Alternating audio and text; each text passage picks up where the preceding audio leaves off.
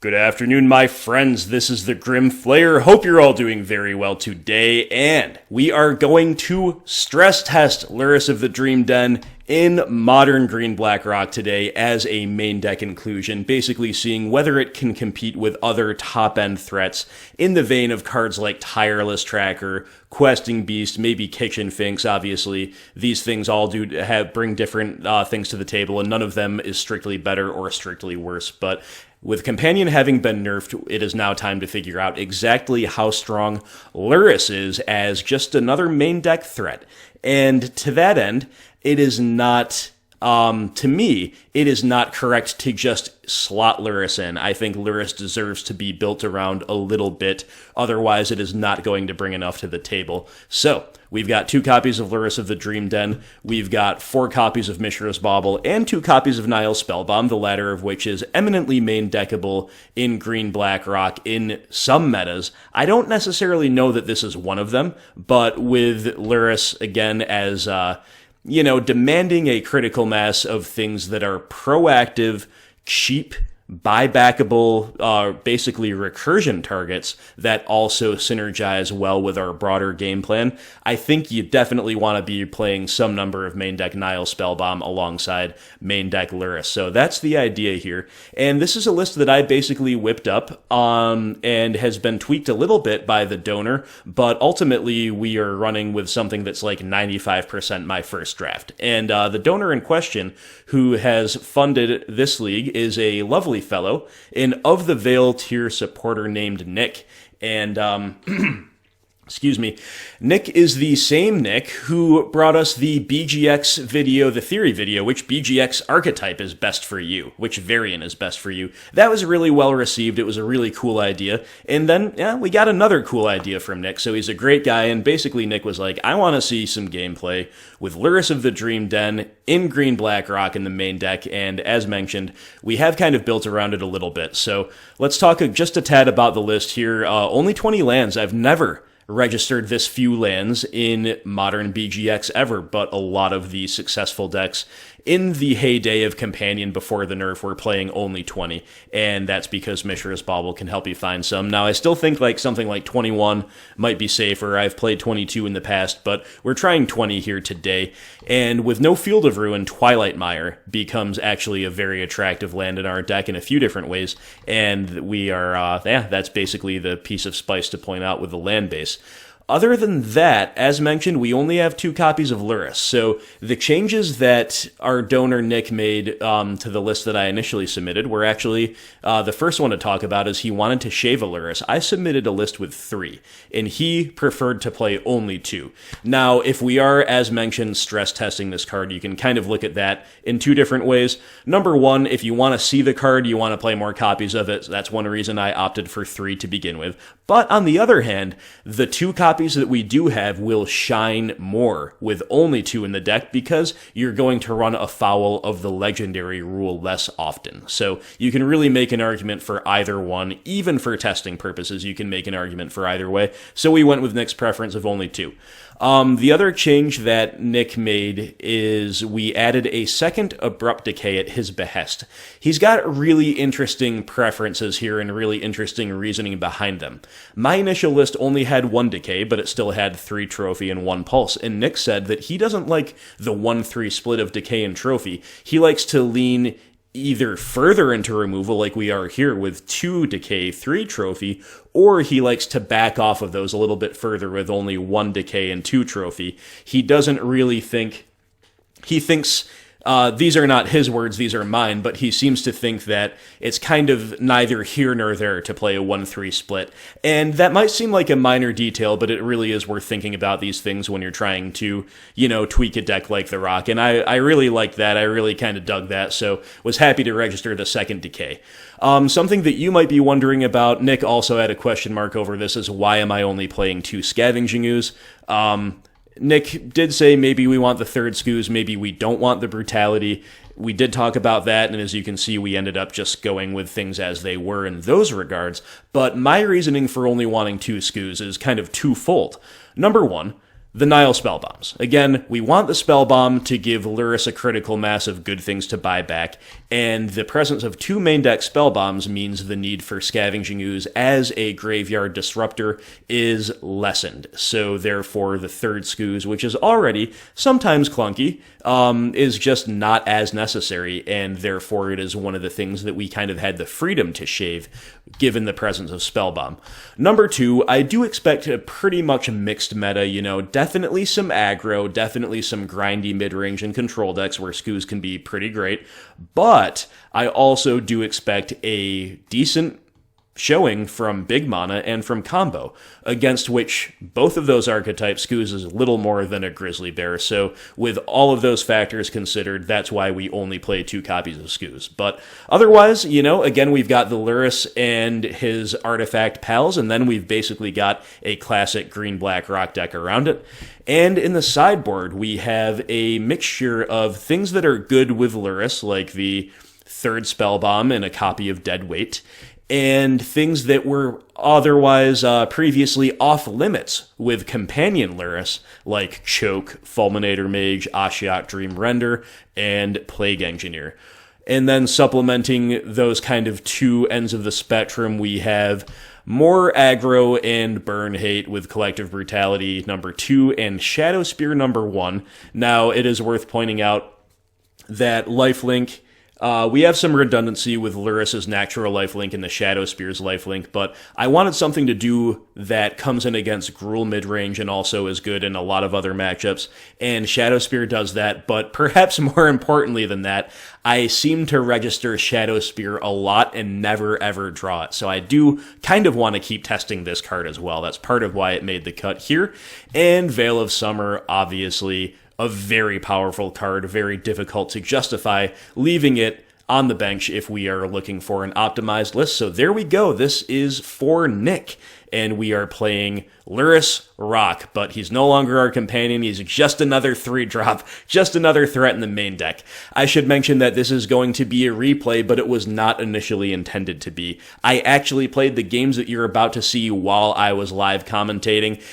Only problem is I encountered a self-imposed technical difficulty where I muted my mic and then forgot to unmute it for the better part of an hour. And that is just not good enough to upload, and rather than go back and try to commentate over only certain parts, to be fair, we also had some slow play, some long gaps in places already from the opponents in various stages here. So I don't think we're losing all that much to do this whole thing as a replay. So that's what, it's a replay by necessity, but because of the necessity engendered by my mistake, I actually think it might be better content overall anyway. We'll have to see. On top of that, Nick, I'm sorry, but I forgot to ask you in the first place whether you wanted a replay or live commentated. So there you go. I'm kind of guessing anyway. Hopefully you like this replay, my friend. Let's get right into it. We just have to thank a couple brand new Patreon supporters before we do. This is a brand new pair of Inquisitors. We have Kyla Wallace and Matthew Cavill. Thank you so much, Matthew. Thank you so much, Kyla. And thank you once again to Nick, as well as to all other Patreon supporters. Love you guys. Couldn't do it without you. Now let's play. Alrighty, my friends. A good start for us because we're on the play and we've got a perfectly acceptable opening hand. And the opponent, if I recall correctly, yes, is mulling to 6. We have resolved our Inquisition a little bit too soon. My trigger finger's a little itchy here. I clicked through that. There wasn't that much of a decision to make. The only 2 targets for this Inquisition that were legal were Utopia Sprawl and Bone Crusher Giant. Now, there is definitely some consideration there, but ultimately I did just decide to take the 2-for-1. It might be hard to level up the Hexdrinker in the face of a looming Stomp, and more broadly speaking, it is just a 2-for-1. Now, leaving Utopia Sprawl is definitely a little scary because it opens us up to some to being on the receiving end of some really strong 3-drops that they could top deck that we might not be able to deal with, right? But they would have been casting those on turn 3 anyway. Hopefully, if they find them, coming down a turn sooner will not be the end of the world. But an interesting column, they also have a Glorybringer waiting in the wings as their top end. We've drawn yet another land, one that does not play around Blood Moon, so not a great draw, but all we can do is run out the Hexy, level it up, and say go. Opponent has ripped another Utopia Sprawl, so thankfully we faded a really high-impact 3-drop on turn 2, but this gives us a different problem because we now know they have the 5th land in hand and they have the Glorybringer in hand, so Hexdrinker has protection from instants. Glorybringer's Exert is going to kill it very, very dead. And we've drawn Scavenging Ooze, so Thoughtseize would have been probably our best draw there, but having not drawn that, we are just going to put a single level on Hexy and pass holding up Assassin's Trophy. Got to deal with the Glorybringer, and my big worry here is actually that they would kind of sniff that out and maybe do something else, but either they didn't, or they wanted to make us have it, or they didn't have anything else to do. But in any case, they do play out the dragon. We're going to trophy it before it gets to attack, and opponent has an Arbor Elf. So there you go. Arbor Elf it is. That's not anything we care too much about. So we do have Fatal Push. It is a Fatal Push target that's valid, but I decide against that. So we're going to play the Scavenging Ooze this turn, but we might as well get our attack in first, give them a little bit less info in regard to that. But basically, Scooz is actually pretty decent in this spot. You know, there are a couple things to eat. It does just help us go wide and end the game quicker. If they find a Klothys, it can compete over that. We've got 4 green sources. And if they find a Moon Effect, well, it will be nice to have cast a colored spell before it gets locked in our hand. And sure enough, that is their top deck. We knew about the Windswept Heath. They top deck Magus of the Moon. So we do have most of our plays are now shut off. We draw a Blooming Marsh, which is of little consequence. But the beautiful thing about Hexdrinker, guys, is you can still pump it up with mountains. It doesn't matter. As long as the lands tap for mana of any kind, they can go into making our Mini Progenitus. So that's exactly what we do. Mini Progenitus online. Might as well play out that Spellbomb.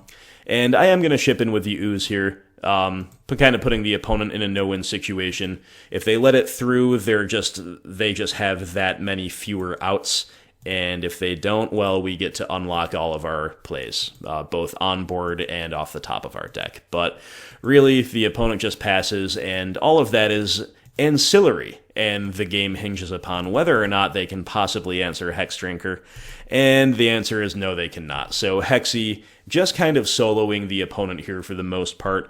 Inquisition obviously is our premier disruption in many cases. This was no exception. Clearing the way for Hexdrinker, also sequencing in such a way that, also getting us information rather, so that we could sequence in such a way to protect Hexdrinker from that Glorybringer. So both the discard mode itself and the information that's kind of a supplementary benefit, helping us ride Hexdrinker to victory while interacting in just the right spots. So it's not every day that you get to do that against Gruul. A little bit of a note on this matchup. I think it's bad. I think it's kind of bad, but I also think that the Rock, due to the fact that the green-black cards in general are what's good in this matchup, and the fact that we do have the ability to play around Blood Moon a little bit better than some 3-color decks usually do, I think overall we can say that this might be one of the incentives to play Rock over 3-color BGX decks.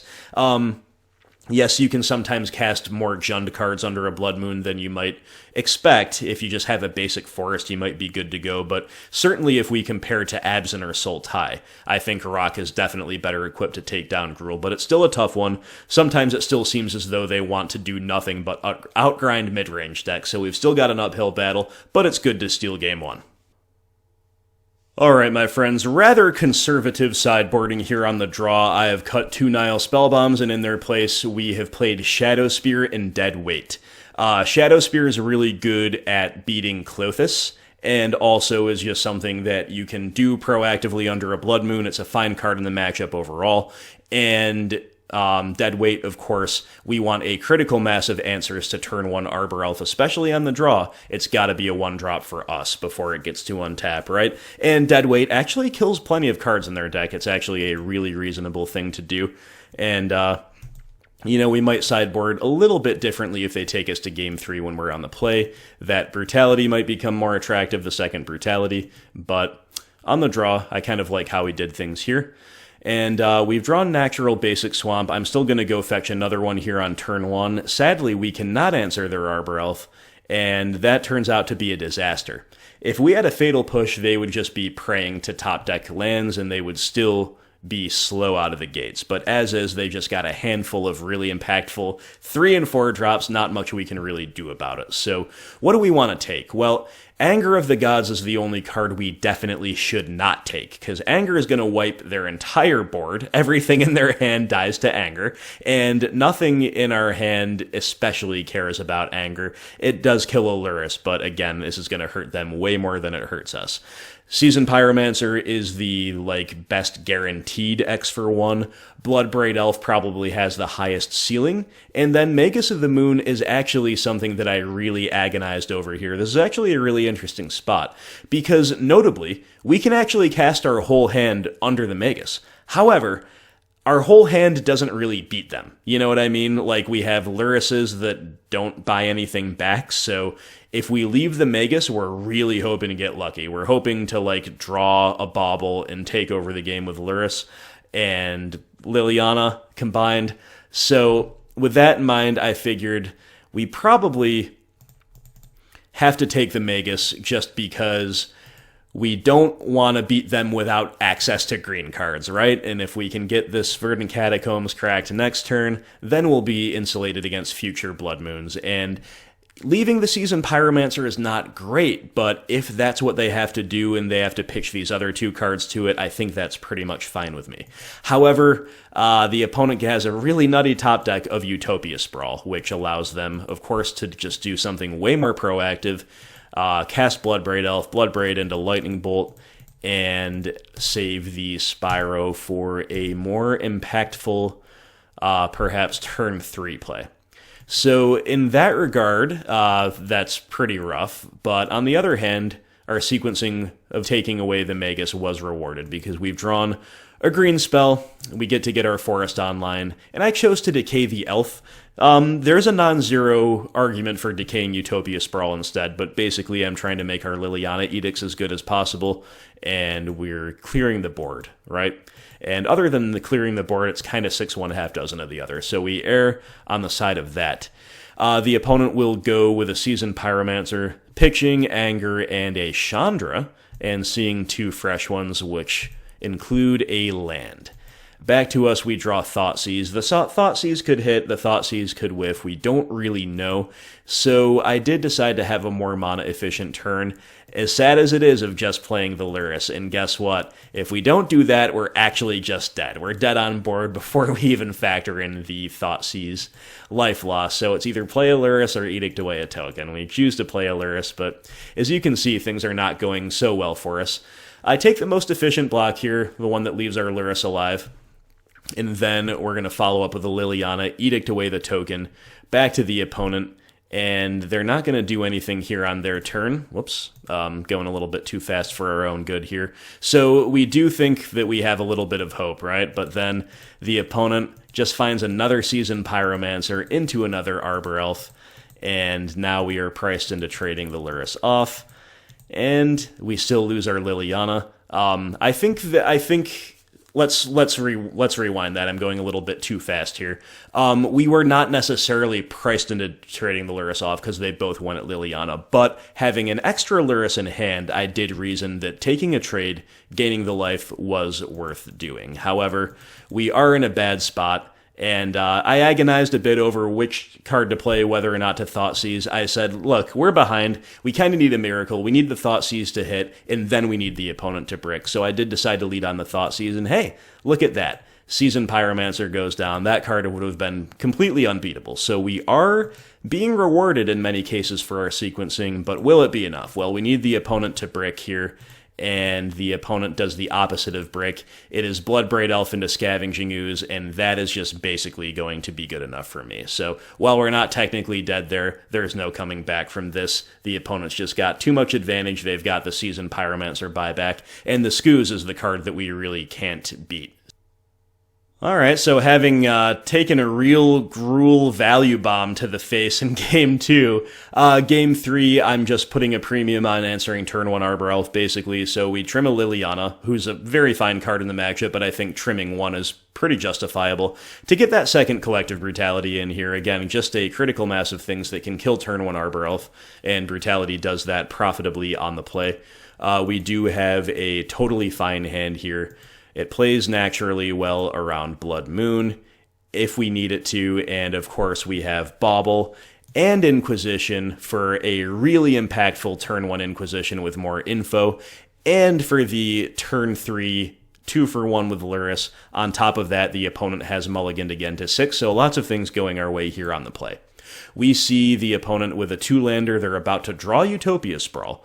Would have been pretty rough if Utopia Sprawl would have been the card to take, but here it's kind of not because they have Arbor Elf as well, right? So what do we want to do? Well, Grafdigger's Cage is a card that we do care about because it's good against Lurrus, and Anger of the Gods, just like in the last game, I'm not even necessarily sure that it should be in against us, but I'm no Gruul expert, but Anger of the Gods is a card that we definitely don't care that much about. It is looking a little bit worse here for us, a little bit worse for certain progressions. However, Klothys is the card that I always say is the best card they have against us if it can come down on turn 2.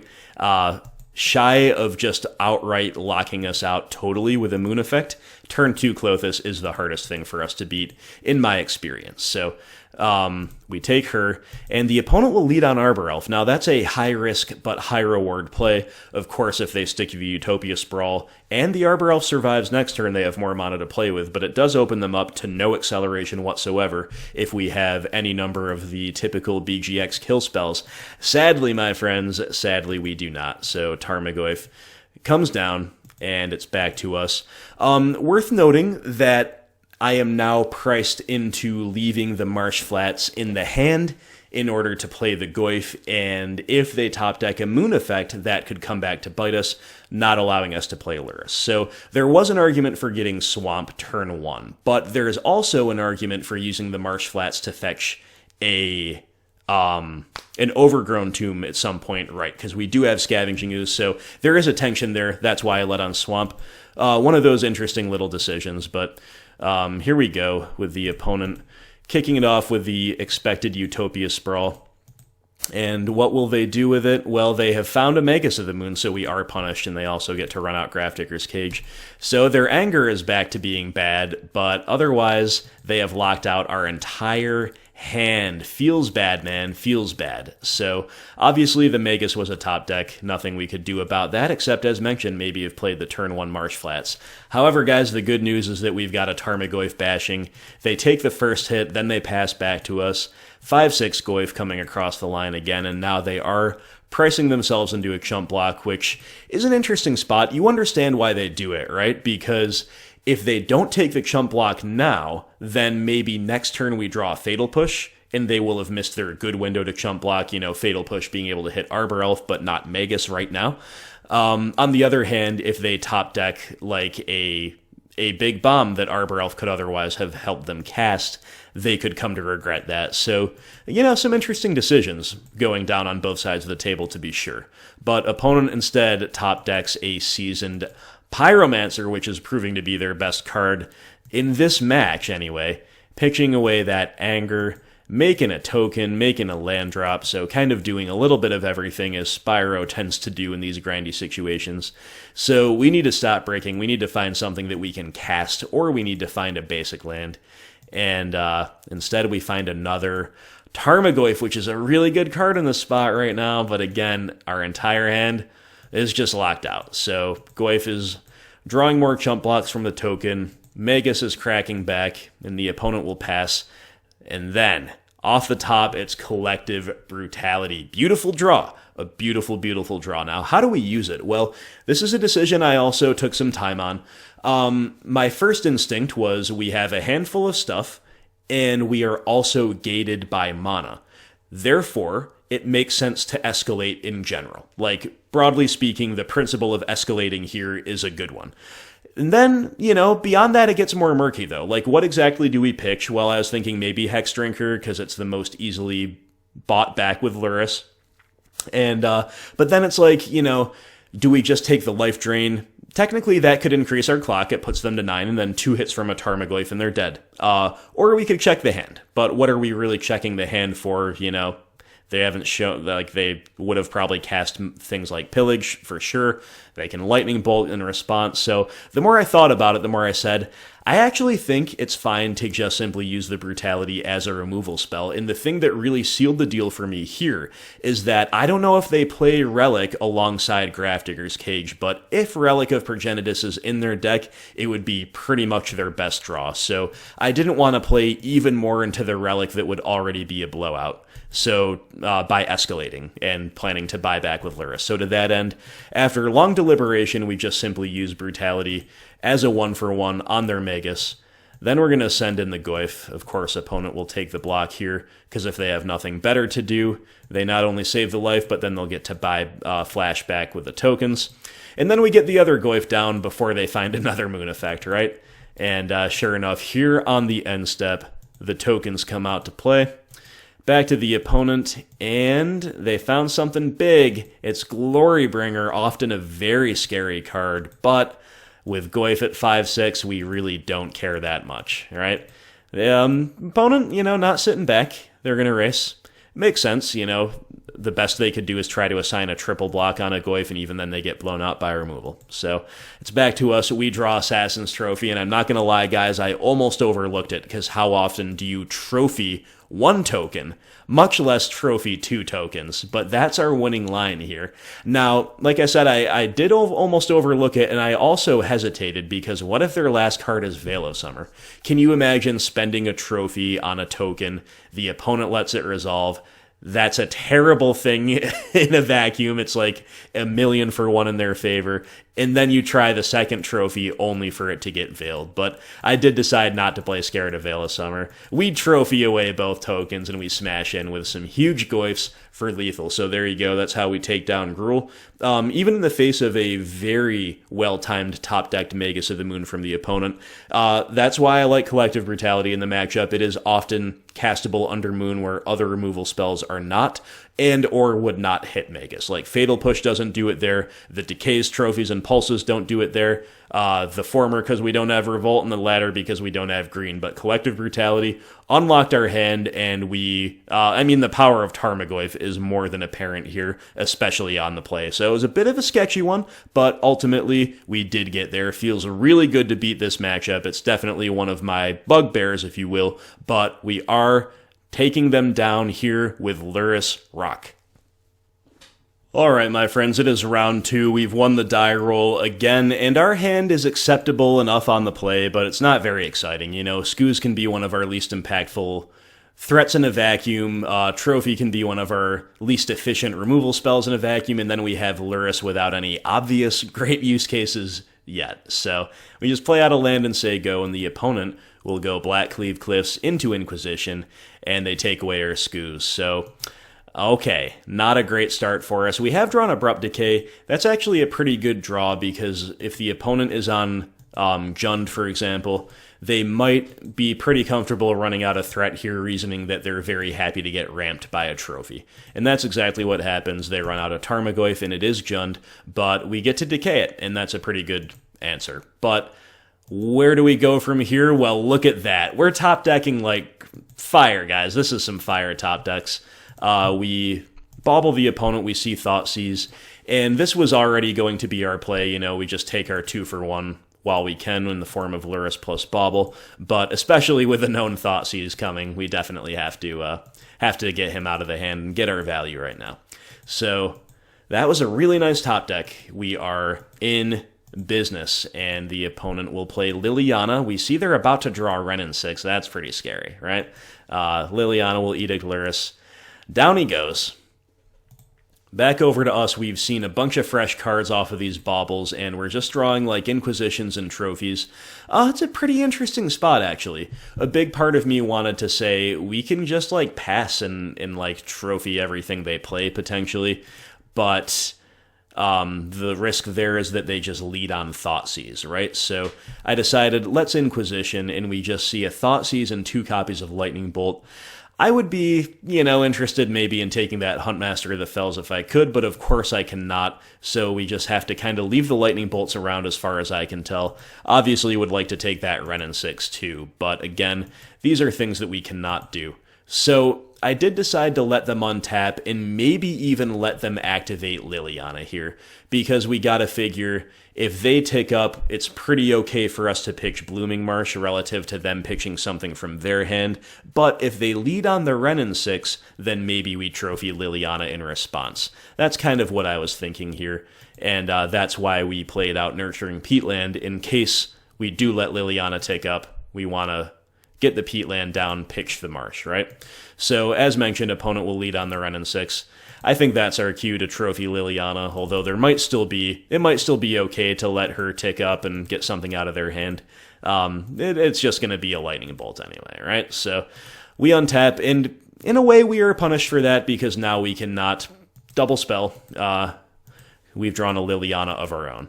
But I think taking care of Wrenn and 6 is really plan A. So we move to the draw step just in case they draw their forest and just in case they don't have a 4th basic, just on the off chance that it screws them. But of course it does not. And then the opponent gets to go Huntmaster the Fells. Main deck Huntmaster, I should mention, is definitely some spice. Not something you see as a matter of course in Jund, but neither is it unheard of. So Huntmaster and then pass. I opted not to crack Peatland here. That was another lot of little interesting decisions so far in this league. Again, just giving myself the highest chance to double spell. I do feel behind, so I'm playing for higher upsides here. We're not rewarded. We draw Verdant Catacombs. But then we are kind of rewarded because we are still able to double spell despite spending the mana this turn. So we Thoughtseize, we see Trophy, Bolt, Bolt. This is another very interesting decision. My first and most obvious choice was take the Trophy, but I was like, you know what? I really kind of want to just try to extend the game and out top deck the opponent.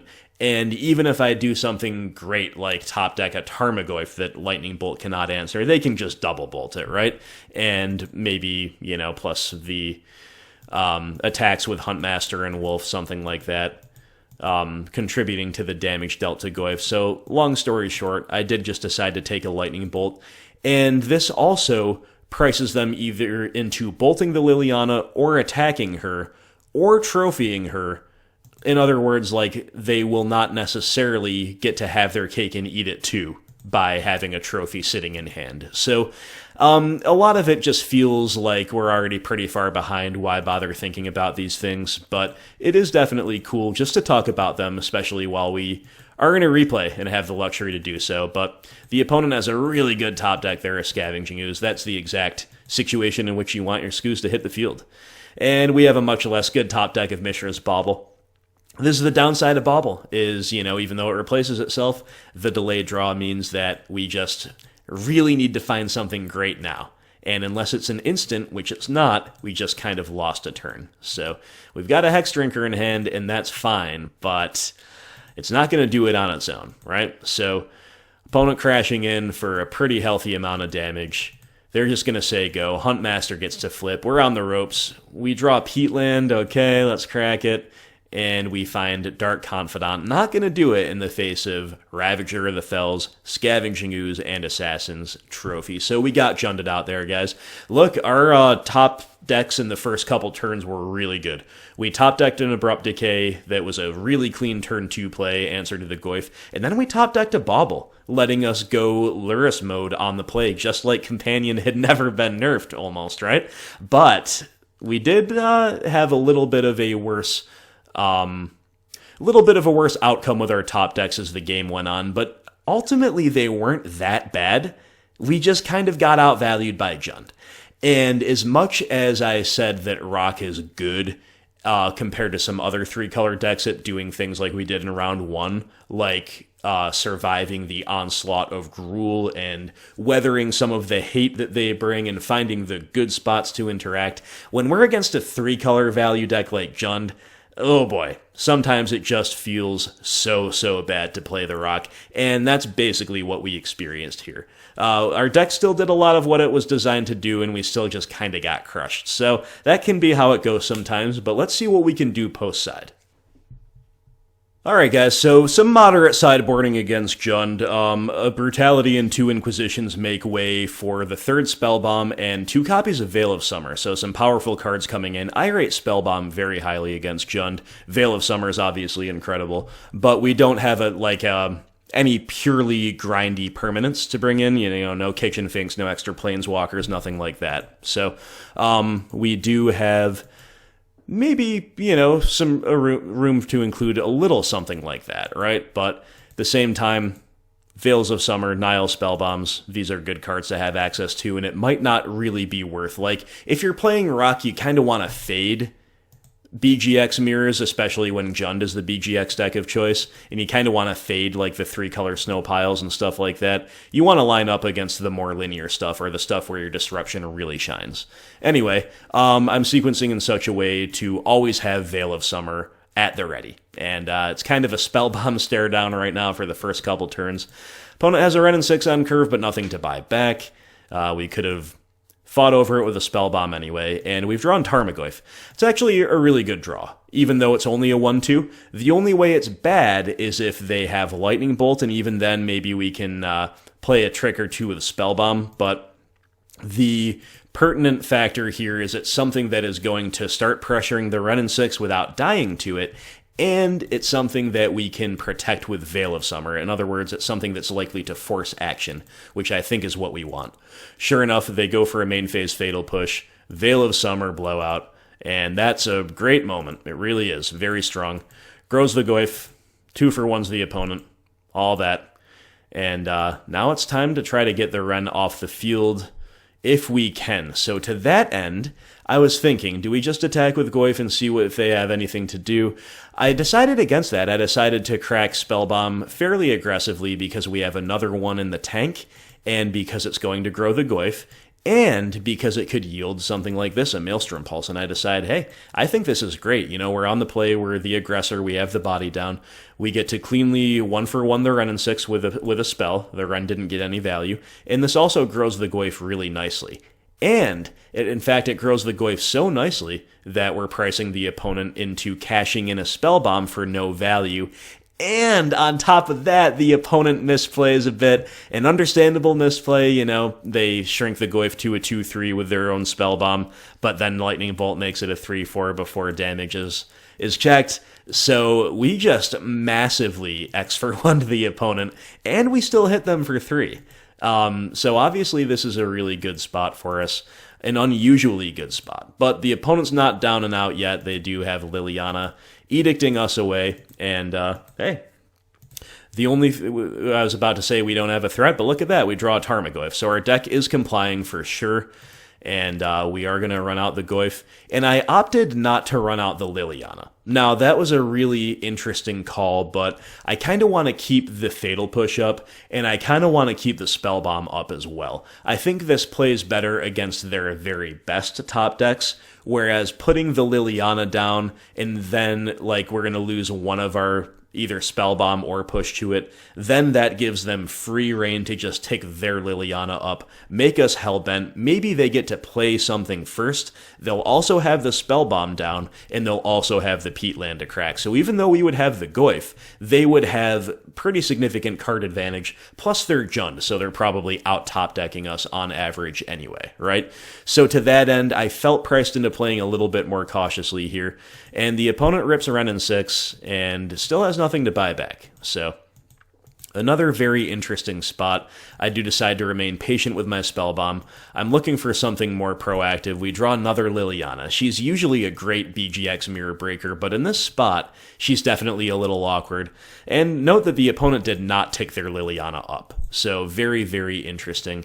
We're attacking with the Goyf. We're pricing them into a Spellbomb activation.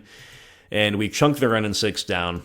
So now, after all that, it's time to play one of our Lilianas, and for the same principle that led me not to play her last turn, I also choose to pitch the duplicate here. Once again, holding on to Fatal Push, holding on to Nihil Spellbomb. Those two cards work well together. You know, Spellbomb can generate Revolt while replacing itself and make Fatal Push better. And we get a Kolaghan's Command out of their hands, so definitely, you know, a lot of things really going our way here. The opponent has Huntmaster of the Fells, unfortunately. This card beat us in Game 1. It could beat us here again in Game 2, but we do have the means to answer it. So opponent will finally take their Liliana up. They're going to lose their last card, and we get to play around this pretty well by cracking Spellbomb. And we actually could just say, yeah, we're not going to draw off it. We're not going to pay. And I thought, well, I think that's fine. You know, it'd obviously feel really bad to draw something great and then just have to pitch it. But I said, I think, like, on average, we're actually better off trying to draw here to draw a land, to get a bad top deck off the top of our deck, and that's exactly what we accomplish here. So make no mistake, my friends, a lot of little things going our way. However, that's not one of them. We top deck a Verdant Catacombs, which is not where we want to be. But that's all right. We are still going to be very firmly ahead on board. However, we are priced into taking care of that Liliana before she edicts away our Goyf. Goyf can take care of the Wrenn and 6 next turn if they don't top deck something good here. So the opponent top decks Barrenmoor, which is very good. It allows them to cycle even more efficiently than they were with Wrenn and 6. They also cycle the Peatland. Then they buy back the Peatland, redeploy it, and say go. So they've got 2 cards in hand. We've drawn Inquisition. Let's go ahead and attack the Wrenn off the field if we can. However, one of the cards the opponent found, unfortunately, was a removal spell. It's Assassin's Trophy. So it's a Liliana versus Wrenn and 6 war. We get Raging Ravine out of their hand, which doesn't feel that good because they can always buy it back. But for now, they're buying back Barrenmoor, and this is where Wrenn and 6 becomes completely nutty. And this is where we start flooding as, you know, I don't want to say as usual, but it does seem to happen a fair amount to me on the channel, to be honest. And remember, we're only on a 20 land deck, so it does feel kind of bad here to be. We've had 3 fetch lands on the top. Remember, one of them we were lucky enough to more or less loot away with that Spellbomb play, but then, even so, 2 more fetch lands right on its heels. You hate to see it. And the opponent's top decks are a lot better. Bloodbraid Elf is their top deck. We're going to fetch to thin out. They do whiff a bit on the Cascade, but the Wrenn and 6 plus loop land inevitability is something else. We found Abrupt Decay, so we get to decay the Wrenn, we get to take up the Lily, and the game goes on. The game goes on. So that was a really good find, but we are still behind at this point. The Jund player has the board presence now. They have card advantage, and they found a Scavenging Ooze right at the right time, just like in Game 1. So it feels bad, and we found a Scooze of our own. That feels pretty good. And we, I think, are supposed to try to compete now before they get to untap over as much as possible. This is going to play around Lightning Bolt, and it's going to just play around their ability to make their Scooze good. However, they have Assassin's Trophy as their last card, so opponent just chock full, just absolutely chock full of the right things at the right time, but they were seeing 2-3 cards per turn while Wrenn and 6 was around, so that should come as no surprise, right? That's just the power of the grind that Wrenn and 6 brings to the table. So OP did brick this turn with a fetch land, but again, they've got that board presence. And it is back to us. Nihil Spellbomb. Okay, sure. We get to clear out their graveyard, and we get to dig for a Dark Confidant. Eerie parallels to Game 1, are they not? They find the Scooze at the right time, and then we find the Bob a little bit after the fact. So it'll be an interesting decision if we get to choose here whether or not to block. And that's the case. They're going to attack and let us go to block. So I was actually thinking, my first instinct was to take the block while we can, because so many cards in Jund kill Bob, many of them kill him at an upside for the Jund player, including things like Wrenn and 6, Kolaghan's Command, maybe Plague Engineers in their deck, I don't know. So in many ways, you want to just take the trade while you can. But I was like, following a similar principle as I mentioned in round 1. We're behind, let's play for the higher upsides. You know, if we take the trade, then Scooze just gets to eat 2 of those things, buffer the life total, become a 5/5, and we're back in pure top deck mode. So I said, you know what? Let's take the hit. Let's take the hit, try to get lucky off of Bob. So that was my play there. And we don't get very lucky by flipping a 3-drop, and we get even less lucky, because the opponent had ripped a Kolaghan's Command for turn, and they're going to shock the Bob, get our Liliana out of the hand, and we've drawn Tarmogoyf, which, hey, you know, if they didn't have K-Command, our play actually kind of plays off, because then we've got Bob and Goyf and a Liliana to Edict the Bloodbraid Elf, and then it's a game. Although our Bob trigger is still likely to finish us off if their top decks don't. But that's a different story. In any case, what we have is a Tarmogoyf, and we are dead on board because we're at exactly 3. So there you go, guys. Brought crashing back down to earth at the hands of Jund. And look, remember what happened with our top decks in Game 1.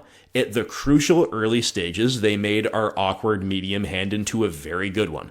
And then here in Game 2, remember the Spellbomb play that the opponent felt priced into making. They cashed in the Spellbomb for no value, and they had the Lightning Bolt misplay, so they basically 2-for-0'd themselves, and still left us with a 3-4 Goyf at the end of it when we only had a 5-6 to begin with. You know what I mean? We had so many things going our way. We had a pretty decent curve out, and granted, we had the flooding at the end, but even if we leave aside the flooding, the fact that this was even kind of a close game before the flooding just goes to show what I was saying before. The power of Rock these days to keep up with 3-color grindy decks, I think the gap has virtually never been this large, and I still think, again, there's a lot of good incentives to play the Rock, but frankly, trying to compete with Jund, trying to compete with Abzan, Sultai, the Snow decks, Grixis decks, this increasingly feels like an uphill battle, like a Sisyphean task for a Rock deck, and I'm at the point where I'm wondering if it's even worth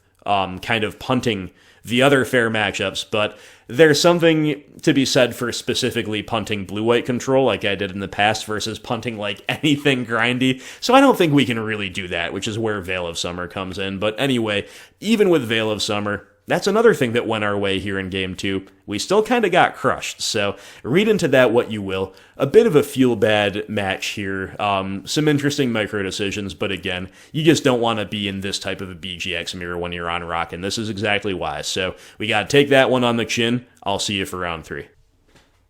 Okay, fresh off that pasting from Jund here, we have a pretty good hand. There is a non-zero amount of awkwardness with double basic forest alongside the Liliana, but number one, we do have the upside of having we're being flush with green in respect to our Scavenging Ooze, and number two, we're on the draw. We're going to have 3 looks naturally at the second black land, maybe more if our Bob on curve sticks, so that's really the only downside of our hand is these double basic forests. We have a lot to like otherwise, right? And the opponent goes turn 1 Plains into Giver of Runes, and we've drawn Marsh Flats, so there goes our worry about the second black, and knowing that there is at least some chance this is a Death and Taxes deck, I do decide to both fetch and shock. Fetch plays around Leon and Arbiter, and shocking plays around them just taxing our basics too much with Path to Exile. And we see that it is not in fact D&T, it is what appears to be Devoted Combo, Devoted Devastation, but a very weird defensive conditional hand with a lot of probably their 1 of and 2 of cards.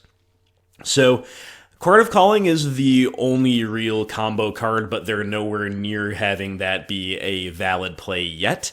And Spellskite, of course, protects their combo pieces, but they already have something to do that, and we ourselves do not actually have spot removal.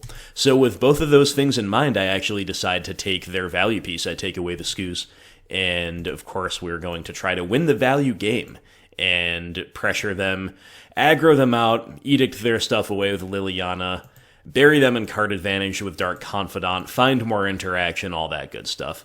Opponent will fetch, shock, Spellskite, and we will draw Lurrus. Not really what we wanted to see, but Dark Confidant might have been the play here even if we had drawn something better. So back to the opponent, they're just passing. No land drop, so interesting, and also no Path to Exile.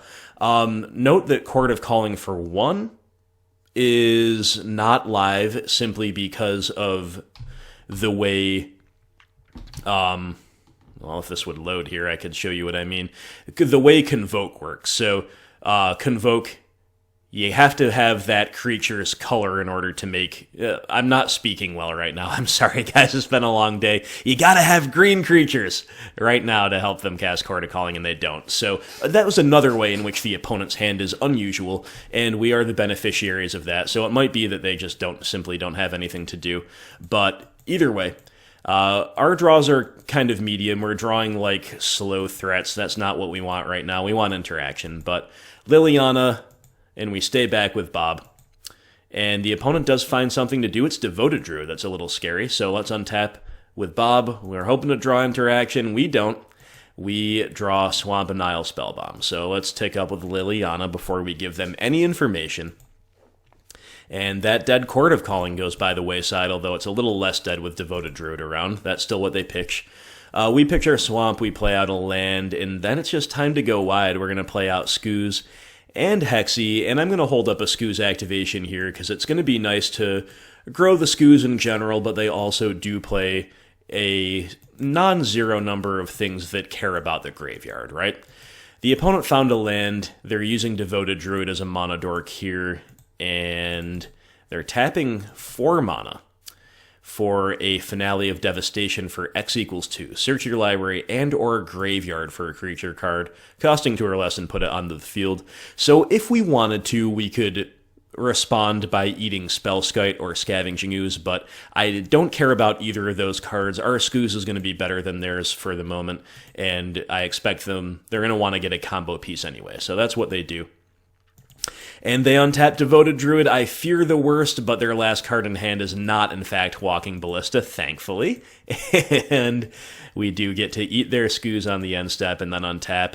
And we've drawn 2 with Bob, and at long last, seeing 2 cards per turn for a while, we find a kill spell, and that's exactly what we need. So we'll kick things off by edicting with Liliana. They do exactly what we would expect them to do, which is respond by trying to give protection to the Devoted Druid, and then they're going to sack the Giver. But with that protection on the stack, we get to cast our kill spell, and the opponent's just seen enough. They're just going to scoop to that. So it wasn't a vintage Rock performance in that we actually didn't have that much interaction, but the interaction that we did have mattered a lot, partially because they stumbled. You know, we had an Inquisition, we had a Liliana that did a lot of good, and then finally we drew just any kill spell will do in that spot where we were in, and it happened to be Trophy. So there we go, my friends. We are well positioned against decks like this. This is the type of thing that Rock wants to face, but they're a powerful deck. We have to respect them. We have to know what we're doing. Let's, to that end, take a look at the sideboard in Game 2.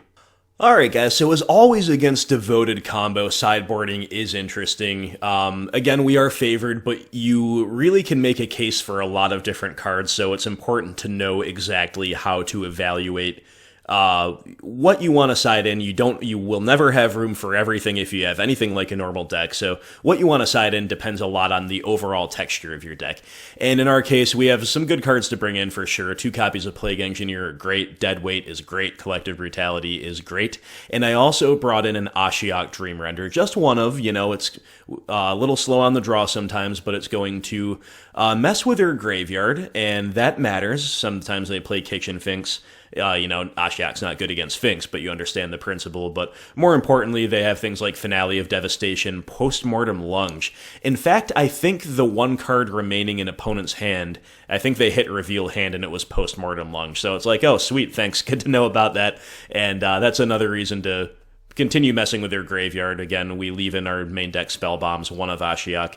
But Ashiok, perhaps more importantly, shuts off their search effects, and we did see Chord of Calling, we did see Finale of Devastation, and they might also play something like Ella Domri's Call. In terms of what comes out, I trimmed a Liliana of the Veil. She was great there, but she can be a little slow. She's kind of a fine to leave in, fine to trim 1 or 2. Again, depends on the texture of your 75. And I actually chose to move away from the Lurrus package here. 2 Lurrus and 2 Bauble come out. So we do run the risk a little bit of mana screw, I guess, simply because we are only a 20 land deck and we've cut 2 cantrips, but we gotta take that chance maybe, right? To get a critical mass of interaction and a critical mass of really hard hate. on our side, and this opening hand is just fantastic. Look at it. It's a thing of beauty. It's a thing of beauty. And in fact, here's, like I mentioned in the intro, I was actually commentating while I recorded this, but had technical difficulties. I was talking up the odds of them having Veil of Summer, and I was weighing, do we, don't we? Fatal Push has got to be good if they didn't have a turn 1 play.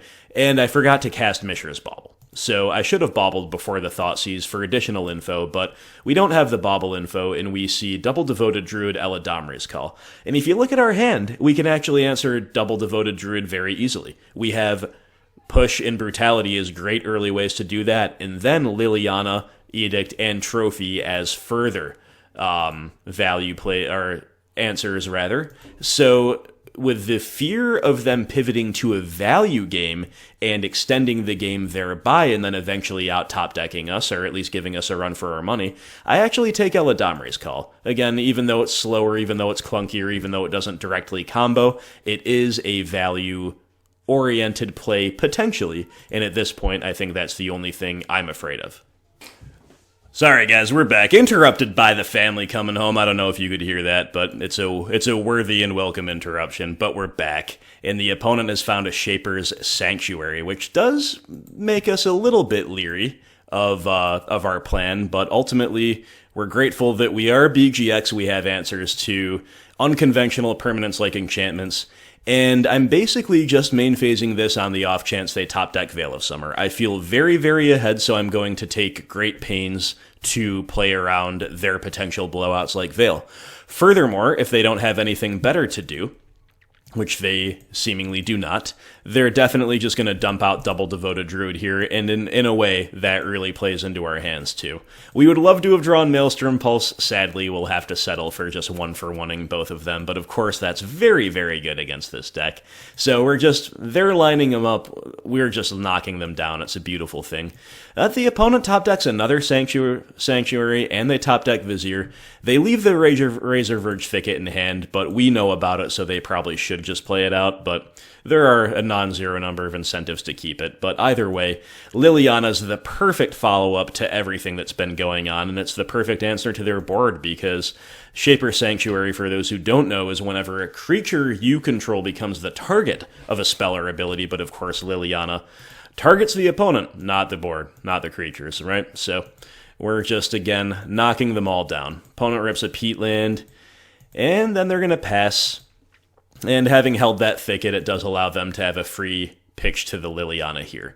We, on the other hand, do not have a free pitch. We draw Scavenging Ooze, so we're going to get to double spell. I think we have to keep the trophy, just putting a huge premium on interaction. So do we pitch the Goyf or the Scooze? Well, as you can see, I'm pitching Tarmogoyf, and that is because I am, once again, putting an extreme premium on interaction, and they do utilize the graveyard to a non-zero degree. Plus, the graveyards are so full that maybe by the time we attack with Scooze for the first time, it will be just about as big as Tarmogoyf was anyway, right? That's the idea.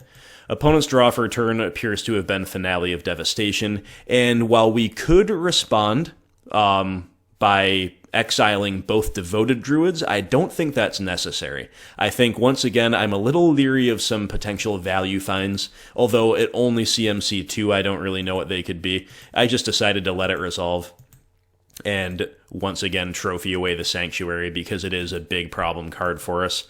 Again, we're playing around their blowouts, right? We feel ahead.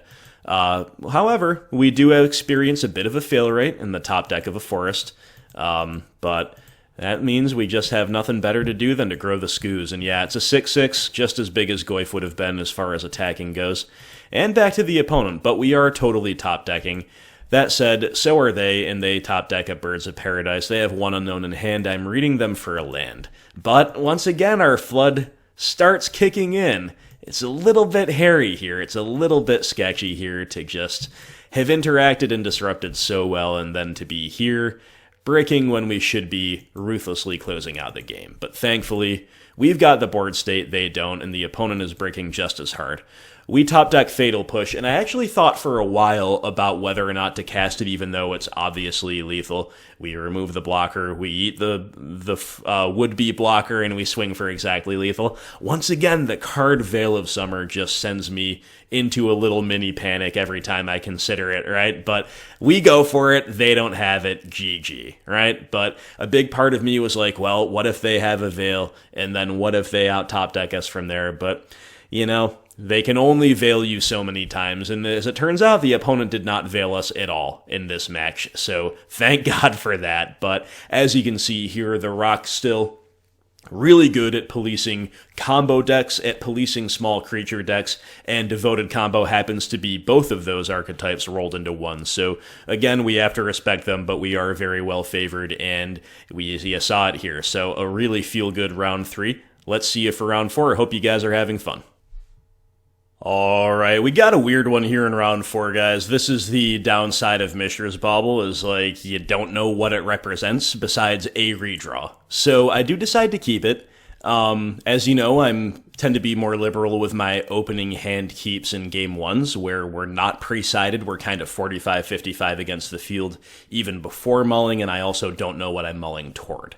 That said, there's a pretty big fail rate of just like flooding, you know, off of these baubles, but we've drawn a Thoughtseize, and we are against humans, so a little bit of a bittersweet draw of Thoughtseize in that it's great to have drawn interaction in general, especially 1-mana interaction, but Thoughtseize is by far the worst form of 1-mana interaction, so again, a little bittersweet there, but we're going to Bauble, and we see a freebooter coming off the top. That is bad news, because they're going to take away our decay with that freebooter, and that's about all we can really do. We're just like in total top deck mode beyond that, but we're going to see a bunch of new cards off of the baubles and all that, so we'll see what happens, but unfortunately we cannot take away the freebooter. So with that in mind, what do we do here? Well, you can make a case for a few different things, but they do have a fail rate of not hitting the 3rd land for Mantis Rider, so even though that's a scary card, I'm not going to take that. And Meddling Mage right now, as things stand, you know, again, they're going to take our decay with the freebooter, and there's nothing else for them to name necessarily. So I think, obviously, the aggro plan is always a prominent concern. So to that end, we do take away Thalia's Lieutenant. But, yeah, we're drawing Dark Confidant, sure. So we will see how it all goes, and freebooter indeed is the one that comes down. Freebooter grows the champion, takes away our decay. We see they got the 3rd land coming off the top. Bauble shows us that, so that's a little bit scary. We see 2 fresh cards in there, Fatal Push and Tarmogoyf. Alright, so this is a really interesting spot. So, obviously we want to be able to push the freebooter, but we also want a mana-efficient turn, and therefore, we could do one of 2 things. We can just play a threat, which in this case should probably be Tarmogoyf in the face of that big champion. And if we play Tarmogoyf, we probably also want to fetch, you know, to make it even bigger. The alternative would be just to play a tap land and plan to push the freebooter this turn. Either way, though, we kind of want them to play Mantis Rider, right? Like, strangely, we're on the ropes because we're on the draw and they have a really aggressive curve out and a really efficient curve out, but we want them to play Mantis Rider just so we can get all of our removal used over the next couple turns and then take over the game. And the big risk is that they actually don't play Mantis Rider and they like blind name Fatal Push with Meddling Mage. But my reasoning was that if we just pass with a mana open, they're more likely maybe to lead on Meddling Mage, or lead on like Champion and Meddling Mage. Admittedly, we'd get to push the freebooter in response, but then they just named Decay and we're kind of not much better off than we were. So to that end, I'm saying, let's just play the Goyf. This is, to me, going to make them more likely to do what we want them to do, which is play Mantis Rider, start getting the air beats in, but our worst nightmares come true. The opponent next levels us with the Champion into Meddling Mage line, and they name Fatal Push. A really nice play from the opponent, you have to say. I would say they're stream sniping us, but I don't play on stream, you know? I'm just live recording. Nobody, as far as I know, can see what I'm doing while I'm doing it. So that was a bit of a disaster. Again, if they did that when we played Goyf, though, I think they also definitely do that if we just play tap land and say go. And we would have gotten to push the freebooter, admittedly, but Decay would still be locked out. And we'd still kind of be in this spot where all we can really do is play Bob and say go. So, after they lock us out, now comes the Mantis Rider. And the opponent's got a pretty serious board, and we're on the ropes. Back to us, but we are going to see a couple cards with Bob. Unfortunately, it's just more the wrong half of the deck. We just got to draw any kill spell, and we're kind of back in business, but instead we draw a land and a Hexdrinker. So we'll play those things out, and we'll say go, and that's about all we can do. And unfortunately, the gas keeps coming for OP. They've got Thalia's Lieutenant, which is among their best draws here, you have to say. I won't go too much into the blocks here, because it's really not that consequential how we block to me. Like, we kind of either need to, we need to draw a pile, at least one, possibly two pieces of removal if our Bob lives, or we just automatically die. So I block in such a way that makes our Bob most likely to live is basically what I was thinking with that blocking there, but Bob flips a Goyf and Liliana for turn. Not going to do it against that wide and tall board. So the game was won when the opponent blind named Fatal Push with Meddling Mage. And that was a really nice play. Would have been an interesting game if they had just gone Mantis Rider. It might have still been really tough to tangle with that progression. But, we had some okay cards coming off the top. Just in the context of how the game looked in the middle turns here, they were kind of the wrong half of the deck. But had we been able to resolve our removal spells, they actually would have been just fine. So, an interesting game, and hey, I'm never going to be that mad about losing to Humans. Humans is a sweet deck, and they can be really tough game one, but we get better post-side. Let's check that out. Alrighty, so the same black cards that came in against Devoted combo come in here. That would be 2 copies of Plague Man, a Dead Weight, and a Collective Brutality. In addition to those, we are bringing in Shadowspear, which is pretty nice here. And I've sided out 2 Nihil Spellbombs and 3 Thoughtseizes to make way. Some pretty clean and powerful sideboarding here against 5-color Humans, and we've got a totally reasonable opening hand. It's got a lot to like. It's very well balanced. We've got spell removal, we've got a Tarmogoyf, we've got a Liliana, we've got a Bauble to kind of knit it all together. There is a lot to like, and we just play a tap land and say go. We see they have Champion of the Parish coming off the top, but they instead play Noble Hierarch. So back to us. We draw 2 Tarmogoyfs, 1 for turn, 1 off the Bauble. Well, this is awkward, right? Because we just we're not even bluffing anything with this Twilight Mire. We just kind of have to main phase a Deadweight here. I think that's definitely correct rather than playing a Goyf, but we don't have a guaranteed third land, and our hand just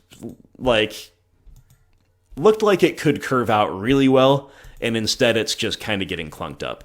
Opponent plays out that Champion, makes a second land drop, says go, and the clunk continues. We find another Mishra's Bauble, which is not going to help us find the third land this turn anyway, and all we can do is play a Goyf and say go. Opponent's got a Noble Hierarch coming off the top, and then for turn, it is our worst nightmare, a Mirren Crusader on curve. A card that not every human deck plays, but you certainly hate to run into it on Rock. All of our baubles finally do yield a third land, and we have Fatal Push and Assassin's Trophy in hand. So right now our only hope is to just pass, and hopefully they only play 1 threat, but the knowledge of Hierarch in hand and the presence of the 4th land drop kind of ruins that.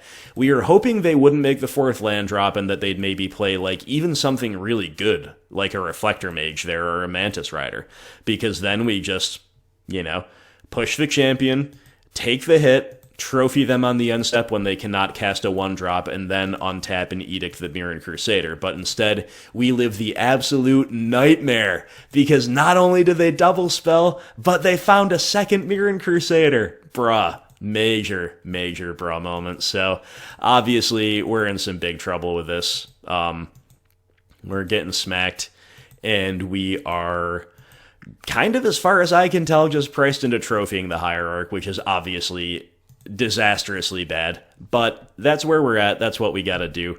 And we are gonna now get to edict one of the Crusaders, but we still have the other one to deal with. So yeah, not very good. But we edict the opponent, and interestingly, I don't know if they thought about this. It seems like a misplay or a misclick to me. They do choose to sacrifice the untapped one, so now we get an attack. And maybe they wanted us to, maybe this was a bait, I don't know, but I do take the bait, I do decide to race. I think with 2 more Tarmogoyfs in hand and the near impossibility of ever dealing with the second Crusader, I think we just have to race. Especially because, as predicted, the opponent is pressed into attacking the Liliana, so we're actually swinging the race really well in our direction over the last turn or two. But let's see if the opponent's gas keeps coming. And it does. Post-combat Thalia's Lieutenant, which admittedly makes sense because they didn't need more than 1 damage going to the Lily. So we're going to attack. We're going to see if they have anything here. And we'll see, and they don't. So they go to 9, they take the hit. We're still all the way up at 16. Again, the racing is actually going pretty well. So to that end, partially to race and partially to play around Reflector Mage, I said, you know what, we're going to take the risk of a Meddling Mage or a Kitesail Freebooter getting our Fatal Push, and I'm just going to play out 2 more 6/7 Tarmogoyfs. We can realistically win this race, we really can. And they're big enough to even not get killed by a blocking Mirren Crusader right now, right? So that's pretty cool. Okay, so opponent leads on a Reflector Mage, that's pretty bad, but it does reward our sequencing. We do feel pretty good about that. Right up until the opponent has a freaking Phantasmal Image. So the opponents curve out so nutty. Both of our Goyfs from last turn just get bounced back in hand and then locked there for a turn. We take 9, and we're really far on the ropes, but what a hype draw. Hype. Maelstrom Pulse off the top. It's one of the only things that does it. We just gotta have some kind of a 2-for-1, and here it is. It's a 2-for-1, and it, in conjunction with Fatal Push, allows us to not be taking lethal on the crackback, and we get to keep racing. We swing in with a 7/8 Tarmogoyf, and that's great, and I do think continuing to commit to the race is the best plan. You can't really block reliably with only 1 creature against a Reflector Mage deck, and Deputy of Detention exists and all the other stuff. So we've literally just got to fade Thalia's Lieutenant, and the opponent draws Thalia's Lieutenant for turn, so you hate to see it. Again, we had the Fatal Push to deal with the existing Lieutenant, but the follow-up Lieutenant just makes Mirren Crusader into lethal. So I love the humans matchup. Again, even though we got really nut drawn, pretty clearly nut drawn to me, especially when you consider the double Mirren Crusader progression here post-side, it still never feels that bad to lose to humans. Rock versus humans is about as good and clean and fun as Modern gets for me, and it just, feels bad to run into Mirren Crusaders when you're on Rock. I don't know exactly how good these are in the meta. Some humans players can maybe enlighten me. I'm sure they've got good use cases, but when I've been on Jund, for example, I've literally never just not bolted this card. And yes, you won't always have bolt for it, I understand that, but when Jund is the BGX deck to beat, Jund has tools to beat this card, right? What else is it that great against? Maybe Shadow decks, I'm not exactly sure, but I'm always a little bit surprised to see it and a little bit dismayed when it kills me. But hey, you know what? If they had a little bit of a less nutty curve out around it, we could have dealt with it. But didn't happen this time, so we lose to humans. Feels bad, man. But it was still some fun and skill testing, entertaining games, and let's move on to the 5th and final round. On the draw again, my friends, for the 5th and final round, you win 2, then you lose 3. Sometimes that's how the die rolls go. Sometimes that's how the leagues go. We're going to try to avoid that fate here. We're going to try to cash, and we're keeping a 1-lander, but it's a 1-lander with a ton of cantrips, and a push, and a Goyf, so it's a good 1-lander. The 1-land being Blooming Marsh makes it even better. Sadly for everybody involved, we are against Icefang Quattle, Arkham's Astrolabe, Snow-Covered Island, dot deck. One of my least favorite archetypes in Modern, if you couldn't tell by my tone. We see a Quattle coming off the top, and we play out some stuff, and we see a Supreme Verdict, but we gotta remember that they might not draw it, so if they fetch before they go to their draw step, they will no longer have the Verdict, but we know they have the Quattle, and we're gonna try to jam a Bob, which is basically our best card in the matchup, so it's a good card to have access to. If he sticks around, that's great. If they have to path him early, that's also good. Unfortunately, they have a Monoleak, which is their best answer to Bob. Basically, Verdict is not in the hand because they fetched, and then it's back to the opponent. And they've got something to do here. It is everybody's favorite, the little Teferi, bouncing the Astrolabe. And then we have drawn our third land, and that's actually pretty sweet because now it is Lurrus time. Lurrus into Bauble, so we've got the Lurrus loop going yet again. You know, Lurrus has actually been pretty solid this league overall, you have to say. Opponent going to kick things off with another Astrolabe, and then play that island. Then they got a path for the Lurrus, so it feels bad, man. Opponent, you know, doing a lot of really good things over there. Back to us, and we have not drawn another land, but we have been pathed into our fourth land anyway. So let's take a moment here and figure out how we want to sequence. We know they've got Quattle held up. They might have another Monoleak for all we know. But I was thinking there's a variety of interesting incentives here. I don't know if these decks play Logic not that much anymore. Probably not, because they probably play Uro. But to be fair, you know, that could be one minor incentive to lead on Nihil Spellbomb, but I'm also thinking, you know, what if we draw a discard spell? What if we draw something else that we want to do? What if we just draw another land, right? So between all that and the fact that we have another Spellbomb in the back pocket, even drawing a land would let us escape, or rather recur the Spellbomb with Lurrus. Lots of incentives, I think, to lead on Spellbomb there, so I did, but we just draw a Fatal Push off it, so that makes me want to revert to the Lurrus Bauble plan, and that's exactly what we do. So Lurrus is going to resolve with Bauble on the stack. They're going to flash in a Quattle. So Bauble resolves too. And we'll Bauble them, and we see another Quattle coming off the top. And the opponent is going to play defense here and then pass back to us. We draw Swamp. We're going to kick things off. So hey, Lurrus getting us a ton of value. And then we're going to try to Fatal Push this Quattle so we can attack Teferi off the field. I'm not going to lie, guys. I just completely overlooked the Teferi time restriction. I was like, we know about the other Quattle, but hey, we've got another Fatal Push, right? The pushes don't get much better use cases than this. But unfortunately, we can't cast it because Teferi is an idiot. But really, I'm the idiot. I just kind of misplayed.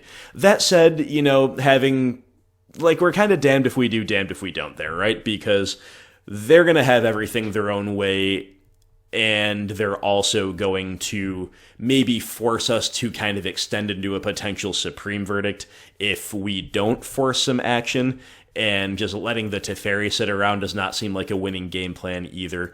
That said, you know, we do get to resolve the Bob, which is good. We have fought through a couple Quattles, and we're not totally behind on cards, so that's also good. So we've got some good things going for us.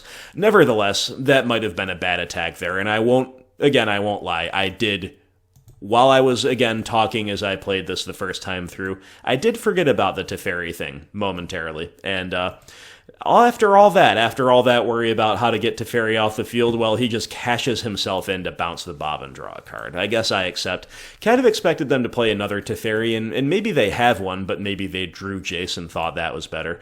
I don't know. Either way, it's bad for us, obviously. We've got an empty board, and they've got a Jace. It's not good. So we're priced into cashing in the Spellbomb, looking for more action. We find a land in Assassin's Trophy, so hey, Trophy is a way to take care of Jace. Let's go for it and see what happens. We get to 2-for-1 the opponent here. They're going to Force of Negation, pitching a Cryptic Command. So, I mean, that's kind of a good outcome for us, but obviously Jace around is no good. So we're going to Affection Shock, and now our next best option is to just try to go as wide as possible against the Jace. But the opponent has another Monoleak. For some reason, Monoleak is kind of a tilting card in this deck, because like everything else they do is like a 2-for-1, basically. So the fact that Monoleak is just like a really efficient fair 1-for-1 card is, it's like, it almost feels, I don't know if I'm going to explain it well, so I'll just stop talking. Hopefully some of you know what I'm getting at there. Is really the other cards that are annoying, not Monoleak, but Monoleak therefore becomes annoying when it's just like, oh, they've got Monoleaks for our Dark Confidants every time too. Dang. So Goyf ends up being the card that I deploy there because we need something that can hit Jace off the field. So even though Bob is the better play, kind of in a vacuum against this deck, we just gotta try to attack the Jace off the field, even though the odds of that are probably about 5%. And look at, opponent will Sanctuary, but they don't want the Monoleak back. They just leave it in the graveyard. Because they have Path to Exile, and because they have Big Teferi, so the stuff is just pretty unbeatable for a deck like ours, sadly. In this situation, we just can't keep a board presence. Hexdrinker, though. Hexdrinker's a pretty good draw. It's one of the few things that can really turn the game on its head. So that's what we lead with, and we're just going to try to put it to level 3 at least before anything can happen. And they can unsummon it, and they can tuck it with Jace and Teferi respectively, but forcing them to do that rather than drawing a million cards is a win in and of itself. So we kind of split the difference here. Hexdrinker at 3, Scavenging Ooze accompanying, holding up a Skooz activation, holding up Fatal Push, and the opponent will just keep drawing a million cards and find another Path to Exile. So down goes Skooz. We're out of basics. We'll eat the other path in response, and then it's time to go on the Hexy plan. And the fact that this has been their sequencing, and the fact that they... I remember them kind of snapping off the Brainstorm and snapping off the +1. So they didn't really think, like, ooh, what do I need to do about the Hexdrinker? Kind of makes me suspicious for them just having a Cryptic command, but we've still got to make him have it, so we still spend most of our turn going to level 8, and then moving to attack. Sure enough, they Cryptic it down. So, feels bad, man. And then let's try to follow up with another Dark Confidant, and opponent will Mystic Sanctuary to buy back the Cryptic command, and that's just enough for me. They show us another Mystic Sanctuary. We cannot beat the Mystic Cryptic loop when they have Jace and Teferi active. It's just not going to happen. It's just not going to happen, especially with our hand being like a Fatal Push and a Spellbomb. The opponent's got a nearly full grip. They're going to have an actual full grip when they go to their turn. It's just too much for me. Really hate playing against these decks when I'm on Rock, and they got us pretty good here, and you can see exactly why. Now, again, kind of like in the Jund match, you can see we actually did a lot of good things. We had a pretty good curve out. We found some good stuff at the right times, specifically in reference to Lurrus and Bauble on curve, and we actually stuck a second Lurrus after they had to path the first one and got to loop some artifacts again, and that's all kind of unusually value positive for Rock. Nevertheless, they still had the right answers when they really needed them, and then Jason Teferi, they just bury us. So, feels bad, but we got some hate cards in the sideboard. Let's see what we can do in game 2. Alright guys, so some heavy sideboarding here against this Bant Snow deck, and you can actually take a few different approaches. I'll explain the one I took, but I'll also touch on alternatives. So, out comes 4 copies of Fatal Push, and 1 Inquisition of Kozilek, and 1 copy of Abrupt Decay. So, the pushes have use cases, like they play Uro, they play Quattle, they play Snapcaster Mage. All of those are value negative trades for us, but there are still use cases for push. But especially Decay against a Teferi Astrolabe deck, and especially Inquisition coming out, these are like really valid cards, but it really depends on the approach you want to take. And I think Shoke and Veil of Summer, 2 of each, come in no matter what approach you're taking. But then from there, it's like, how do you want to compete? I feel that if you want to leave in Inquisition and Decay, you kind of have to start taking Tarmogoyfs away. And I think it is valid to side away from Tarmogoyfs, and then you would, again, leave the Decay and leave the Inquisition, possibly play a second Brutality, and probably include an Ashiok or 2 as an alternative way to disrupt, and as an eventual win con, honestly, in these matchups. Ashiok can be a real valid win condition. But the question you have to ask is, does my deck really want to take Tarmogoyfs out? Especially on the play. And I kind of like doing so against Jund, because Jund has the big, or with Jund rather, because Jund has the big I win button of Boil. Make no mistake, Boil is much more impactful here than Choke overall, even though it comes down a turn later. Still a much stronger card, much harder to recover from. And Jund also has, just like cards like Bloodbraid Elf, Seasoned Pyromancer that are both value positive and threats that can close out the game.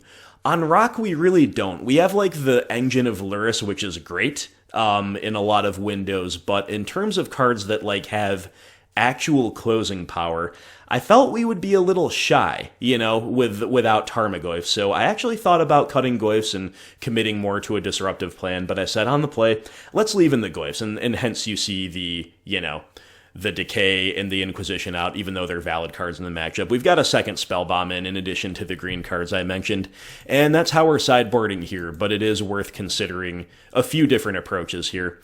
We've got a sweet opening hand. We need maybe need the opponent to mulligan in this matchup. They don't, but we've got a really nice opener. We really do.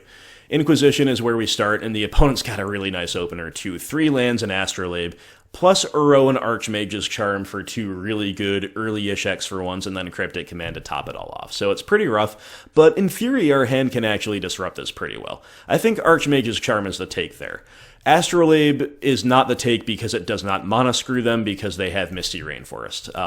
If it did, that might have been the take. But in theory, we're dealing with the 2-for-1 of Charm. We can Thoughtseize the 2-for-1 of Cryptic Command. We can fight through the Uro with the help of Nihil Spellbomb, and we get to resolve a Dark Confidant on the play, on curve, which is really nice. So our hand is looking decent.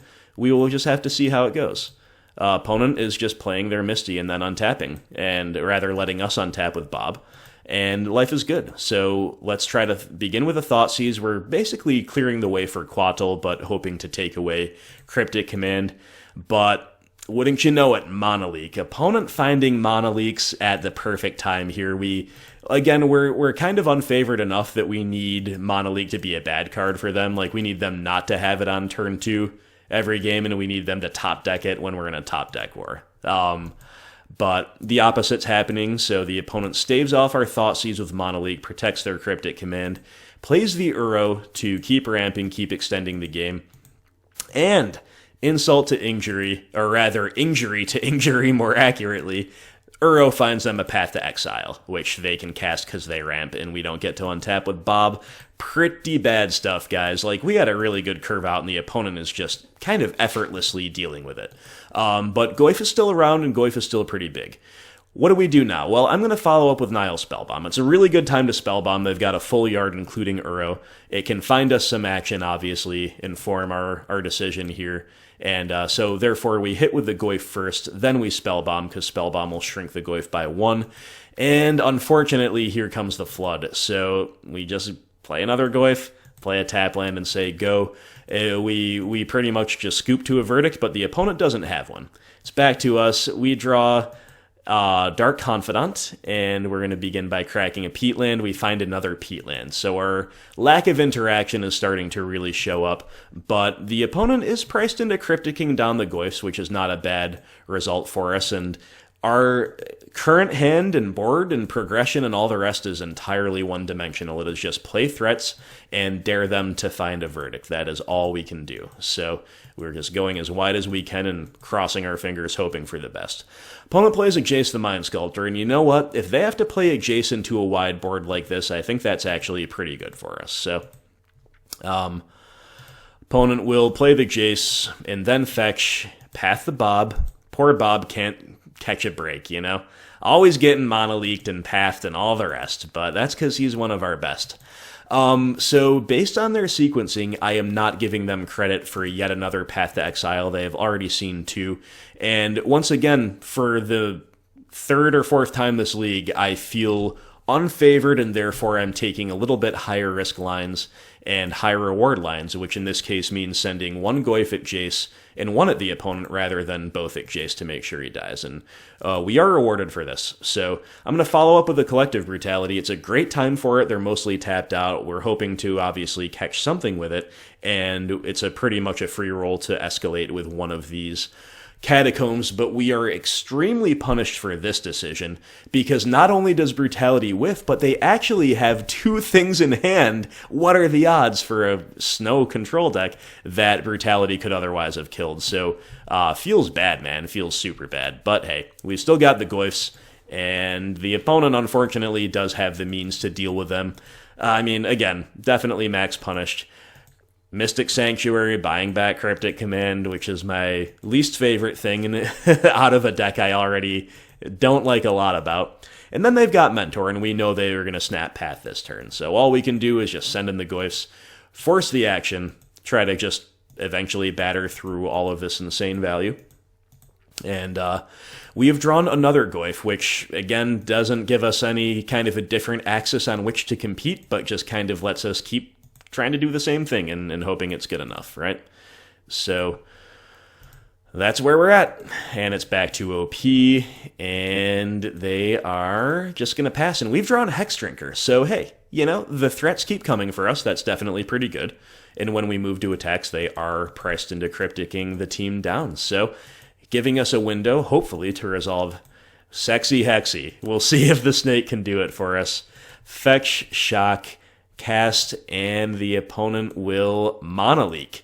There we go. There's an example of Monoleak being bad for the opponent. I told you guys this is what we need. Now, you understand why they do it, of course. It's just like getting a prowess trigger before we can remove the mentor, or rather making a monk token before we can remove the mentor, and also letting us not put as many levels onto the snake. But hey, we weren't making it level 8 this turn anyway, and we still get to make it above level 2, you know, level 3 plus is relevant, so it's still fine with me for sure. But the opponent will field us and then just say go, and we draw another Tarmogoyf, so literally all our deck is interested in giving us is more threats, and that's all we can do is keep trying to bash in, right?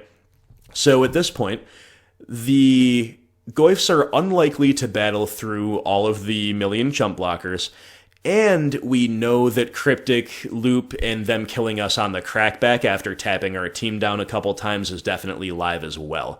Plus, Settle the Wreckage is a card. I don't know how widespread it is in terms of the play it sees, but it is a card. So for all of those reasons, I think the Goyf attacking is kind of neither here nor there. The Goyfs attacking, I should say. Therefore, I split the difference in attack with only one. You know, nominally committing to battling through the tokens, but also not walking fully into a Settle the Wreckage, and maybe technically playing around Blessed Alliance by attacking with one as well, right? So lots of corner case things to think about, but really this game will be decided on whether or not they can stop Hexdrinker, and that turn they didn't, so they're down to 1. We're going to Bauble them, and we're going to see a Path to Exile on the top of their deck. Well, that doesn't stop Hexy, but Cryptic Command here to tap the team down and bounce the Snapcaster sure will. So, so many loops, so much determinism out of this deck. Not my favorite style of gameplay when it's fair versus fair, you know what I mean? Like, when both decks are taking the game long and one has all of this selection, it makes it really tough for the deck without it. But look at this, guys. We got our Veil of Summer, and we found it off of Mishra's Bauble, so that's a way in which we were not punished by Bauble's delayed draw, because we do draw a really high-impact instant off of it. So maybe Veil of Summer has even a little bit extra incentive to be included if you are playing Lurrus, and therefore you're playing Mishra's Bauble, just a little bit of food for thought. But opponent's going to path our latest Goyf and try to race us, and then we know they bought back the Snapcaster Mage, so on our upkeep, they are going to go for the Snap Cryptic tap down. And this was a really interesting spot, and I made a really interesting decision, I think. I chose, like, we can have better use cases for Veil, but I just chose to cantrip with it, because we know they're going to be tapped out going into our main phase, and I just wanted the best chance possible to deal with the Snapcaster, whether it would have been like drawing an Abrupt Decay right then and there off the cantrip while the Cryptic buyback was on the stack, or whether it be something like this, having a really nice double spell turn where we get to play Ooze as a blocker and attacker, and we, more importantly, get to play Liliana, tick her up, get the snap out of their hand, and force them to top deck something like a Magic player instead of looping whatever their best card is, right? So, fortunately, the opponent's top deck fails them, and we get over the line there, but we had a lot of things going our way, and we were on the play, and it was still really, really close. But hey, the sideboarding protocol I talked about where we do decide to leave in Tarmogoyf ended up working out well here, because even though we had a really good curve out, again, the opponent kind of effortlessly kept pace with it, and therefore we were priced into a role of just like just like keep aggroing them out and hope it's good enough. And if we didn't have Tarmogoyfs, obviously, we would be nowhere near doing that. And we would have had more interaction, admittedly. But I think the Goyfs here are better than alternatives like Inquisition, Decay, and an Ashiok or two would have been in this particular game. So there you go, more food for thought for you. But we have the third and final game of the fifth and final round to play for you right now. Okay, friends, here we are. I'm seeing the Plague Engineers, and I don't remember if I mentioned them for sideboarding, but they're in there as well. I like Plague Engineers, one to two Plague Engineers against this deck, as one of the only efficient ways to trade with Quattle, as well as just, like, generically upping your threat count, which I think is advisable if it has otherwise good applications against a Supreme Verdict, Planeswalker deck. So opponent, we're kind of playing draw go here with the opponent, and we've drawn Veil of Summer, which is pretty cool. So what do we do here? Well, I decide to play Scavenging Ooze. Here's why. We don't have any instance to hold up besides Veil, which is not good. Like, it's not an answer. Like, we're not holding up an answer card or anything. So I feel obligated to do something with my turn 2. Scavenging Ooze is the card I'm most comfortable trading with a Mono Leak, and also the card I'm most comfortable getting pathed, even though they don't have path right now that they're representing. And also, it's going to be the card that is most compatible with holding up Veil of Summer henceforth, if it sticks. Because, of course, if we don't need Veil, we can activate the Skoos. So, all of those things considered, that's why we play the Skoos, and the opponent will play a Quattle.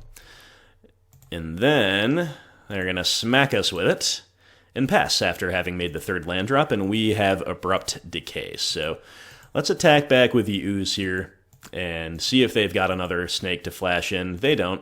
So then it was actually a really interesting spot here. I thought about playing the Bob and protecting it from permission with Veil of Summer, and I thought about also just kind of saying go, holding up Veil and Abrupt Decay. I also thought about playing Goyf, although I shied away from that because Goyf is so small right now. But none of those options felt optimized to me, so I said, you know what? We are once again going to not play Scared of Supreme Verdict. And if we're not playing Scared of Supreme Verdict, I think it might actually be the best play we have to run out the Plague Man and to trade cleanly with the Quattle at parity. So if the opponent has Verdict, we get punished for it, but they don't, so it ended up being a good play. So we go to attacks, and they don't have the white mana for Verdict. They might have Cryptic Command, and that's what I'm feeling, right? So we are going to double down on our current strategy of not worrying about Verdict and instead trying to sequence best around things like Cryptic Command that we otherwise suspect them for. So to that end, we play Bob. We're going wide. Bob is a huge problem for them if he sticks, and we can now blow out their 4-mana Cryptic with our 1-mana Veil of Summer. And off of the Veil, we draw Mishra's Bauble, just another good proactive thing to do. So, fantastic turn for us. We're in a great spot. The opponent's life total has already taken a bit of a beating, too. Arkham's Astrolabe coming off the top for them, and the only thing that I'm really afraid of at this point, like really afraid of, is Supreme Verdict. So they play the Astrolabe out, and then they find Mystic Sanctuary buying back Cryptic Command, which really sucks. And Arkham's Astrolabe is going to filter them into Supreme Verdict. So, guys, just let that one sink in. That's why these 2019 printings, I hate to be negative, I hate to be a broken record, but I know most of you agree with me. Many of you have said you like to hear the rant, so here it comes. Like, the 3-color decks, they have virtually no fail rate because of the card Arkham's Astrolabe. Arkham's Astrolabe allows them to buy back Cryptic Command with an island off of Mystic Sanctuary and still filter into their missing white mana. And I know this isn't something that people don't already know about, but this was just such a stark example. Like, we were fortunate enough for this deck to finally experience a bit of an issue with their mana, and then one simple Arkham's Astrolabe just enables everything and ruins everything for us. And the consistency is a little bit off the chain with that deck. To compound matters, despite our many cantrips with stuff like Veil of Summer and Mishra's Bauble, and being on the draw, by turn 5, we still only have 3 lands, so we cannot even, take the hit on the chin with the X for 1 from Verdict and just try to flood the board again. We just don't have the mana to do so. So our best double spell is Goyf into Spellbomb, which is not very good. And then the opponent just plays Big Teferi, which is like the hardest card for us to beat. So everything sucks, but hey, we do have a Tarmogoyf at 5/6, so let's begin by trying to attack Teferi off the field. Maybe they won't have a kill spell, or if they do, maybe they go shields down for our trophy, right? So this is what we have to hope for, that they don't have literal everything. So they do have the first thing, they have Path for our Goyf. Okay, fine. Let's play Bauble, see if that just randomly draws out permission, which it doesn't. I crack Bauble. I shouldn't really have cracked it there, because if our trophy resolves, they're going to shuffle. But that's kind of just tangential to whether or not our trophy resolves. And trophy gets veiled, so womp womp. Now it is our turn to be on the receiving end of Veil of Summer, and it's really impossible, basically, for us to beat that card when the opponent is already doing other things like this in this matchup. So we're in a bad spot, but we're not quite done yet, you know. We're going to Spellbomb their stuff away. We do still have a lot of cards in hand, but the Teferi creeping up to 6, the opponent... I think this island's out of hand, whatever. They still have a full grip. We draw Choke. Now, if this was, if we were on Jund and this was Boil, we could actually, like, reasonably try to force action, maybe, and then find, like, a really good spot for a Boil, and that could be a way back in, but Choke at this point is just kind of a non-factor. For the most part, specifically against Big Teferi. So we just test the waters with some threats, you know, we're just playing out the things that can attack Teferi off the field the best, Goyf being the biggest, Plague Man hosing their Quattles, and we're kind of hoping they don't have another Supreme Verdict, but guess what they have? Another Supreme Verdict, so we're just in bad shape, and I just pretty much scooped to that. Yeah, indeed, I do scoop right there. Maybe a turn after our draw step. I don't remember. Sometimes the replay shows you scooping a half turn or so earlier than you actually did. But, my friends, in any case, we got snowed out. We got snowed in. Whatever you want to say, however you want to, whatever analogy you want to make, we got wrecked by the snow deck. It was cool to win that game, too, on the back of an aggro plan. Like, our disruption plan was really good, and it still wasn't good enough, and so we ended up kind of, like, just barely aggroing them out. But again, I'm coming away with, and again, this is only a sample size of 2 from these 2 matchups against the 3-color fair decks, but I'm coming away from the Jund match and from this Bant Snow match feeling that our deck performed well. It did what it was supposed to do. We had pretty good top decks, and we had pretty good progressions.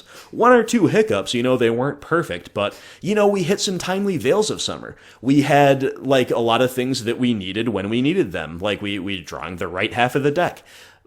It wasn't good enough. It wasn't good enough, and that's my big qualm about Rock. But there you go, my friends. That was the league. I'll touch a little bit more on that in the wrap-up. I'll see you for that.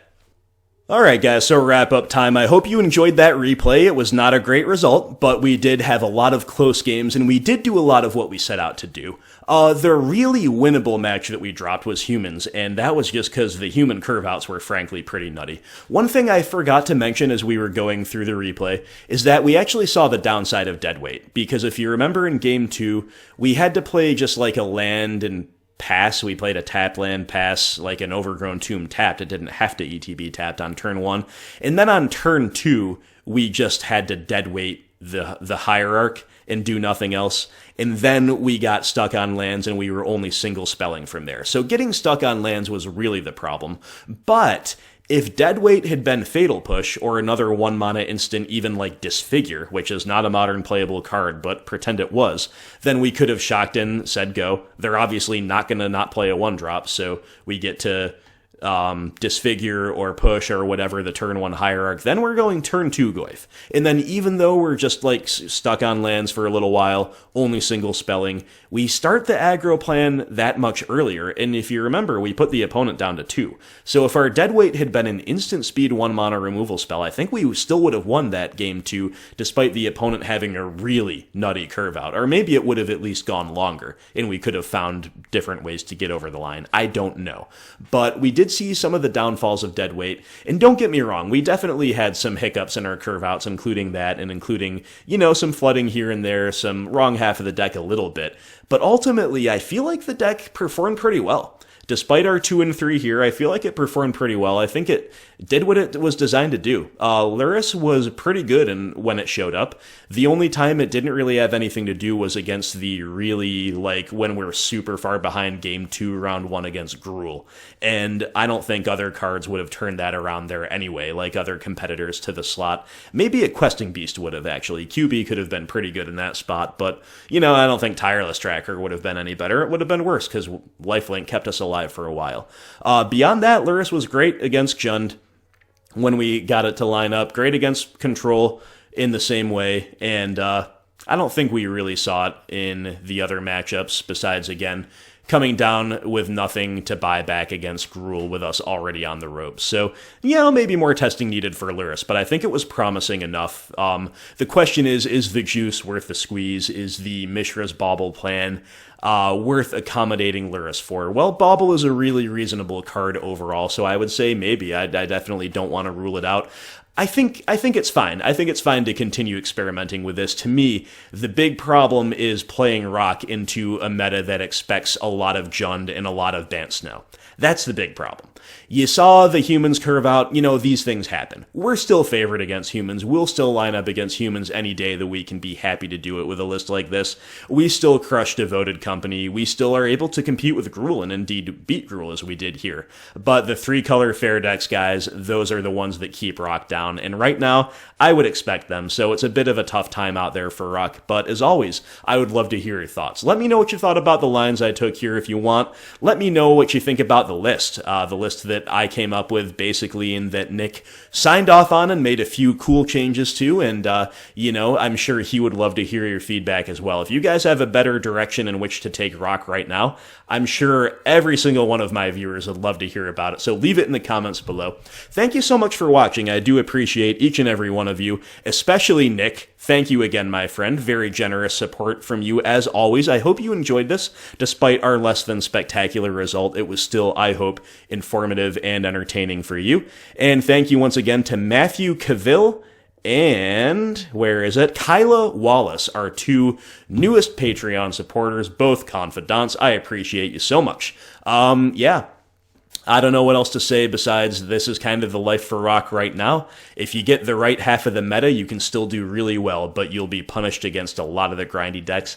And despite Companion getting nerfed, it's still a pretty grindy format as far as I can tell. So a little bit tough out there, a little bit hostile to classic Rock, but that is what it is. Some people will stick with it through thick and thin, and, I admire that. So Modern continues to be a little bit meh for me. I'm not playing it more than I kind of have to right now for the donation leagues. And I'm still having fun with those, don't get me wrong, but I'm just not loving Modern like I used to. You know what I have been loving is Pauper, especially Pauper Elves. Been playing a lot of that in the lobby, and I'm going to be playing a Pauper League for you sometime this month on the channel, but we've got more Modern coming your way too, and maybe even a Legacy donation league with Turbo Depths. I'm still waiting on our donors there to give me their kind of guide and finalized list and stuff, but they have already paid for the league, so looks like we're going to break new ground on the channel soon with first-time Pauper League and first-time Legacy League. I'm looking forward to both. So anyway, thank you again for watching, my friends. Stay safe out there, be well, and I will talk to you soon. Hope everybody out there has a wonderful day.